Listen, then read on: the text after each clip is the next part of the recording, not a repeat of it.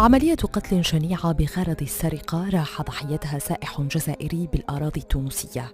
تعود وقائع هذه الصور إلى جويلية 2017، حيث اغتيل الشاب الجزائري أغيلاس فكراش بتونس بعد رحلة سياحية إلى مدينة حمامات لتنتهي بقصة اختفاء وقتل وتنكيل بجثته. تأكد بعد أشهر من التحقيق تورط عون بالحرس الوطني التونسي بالقضية.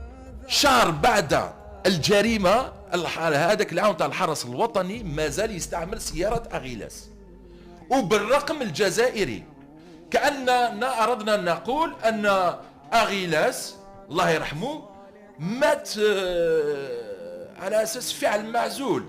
بعد قرابة 2 من الواقعة، عائلة الضحية غيلاس تعود لفتح ملف اغتيال ابنها مجددا، وترفع دعوى قضائية لإعادة التحقيق في قضية سرقة ممتلكات